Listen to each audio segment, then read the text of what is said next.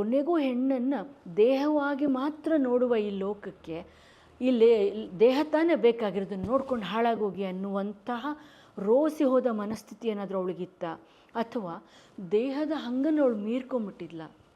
ಮಿಕ್ಕುಮೀರಿ ಹೋಹನ ಬೆಂಬತ್ತಿ ಕೈವಿಡಿದೆನವ್ವ ಅಂತ ಹೇಳ್ತಾ ಇರ್ತಾಳಲ್ಲ ಅವಳು.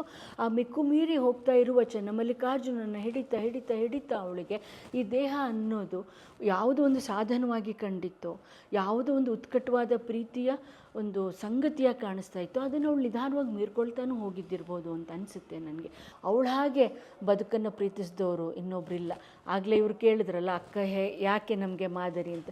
ಅಕ್ಕ ಯಾಕೆ ಮಾದರಿ ಅಂದರೆ, ನನಗೆ ಏನೆಂಥ ಕಷ್ಟದ ಏನೆಂಥ ಬಿಕ್ಕಟ್ಟಿನ ಗಳಿಗೆಗಳಲ್ಲೂ ಅವಳಿಗೆ ಬದುಕಿಗೆ ಬೆನ್ನು ತಿರುಗಿಸ್ಬೇಕಂತ ಅನ್ನಿಸ್ಲಿಲ್ಲ, ಆತ್ಮಹತ್ಯೆ ಮಾಡ್ಕೋಬೇಕಂತ ಅನ್ನಿಸ್ಲಿಲ್ಲ ಅಲ್ವಾ. ಅಂದರೆ ಆ ಎಲ್ಲವನ್ನು ಅವಳು ಎದುರಿಸಿದ್ದು ಒಂದು ಆ ಮನೋಧೀರತೆಯಲ್ಲಿ ಅನ್ನೋದಾದರೆ, ಎರಡನೇದ್ದು ಅವಳಿಗಿದ್ದ ಅಂಥ ಅಪ್ಪಟ ಜೀವನ ಪ್ರೀತಿಯಲ್ಲಿ ಅಂತ ನಾನು ತಿಳ್ಕೊಂಡಿದ್ದೀನಿ. ಯಾರು ಬದುಕನ್ನು ಅಷ್ಟು ಅಪ್ಪಟವಾಗಿ ಪ್ರೀತಿಸ್ತಾರೋ ಅವರಿಗೆ ಬದುಕಿನ ಬಗೆಗೆ ಇಂಥ ತಿರಸ್ಕಾರದ ಒಂದು ಭಾವ ಇರೋಕ್ಕೆ ಸಾಧ್ಯವಾ?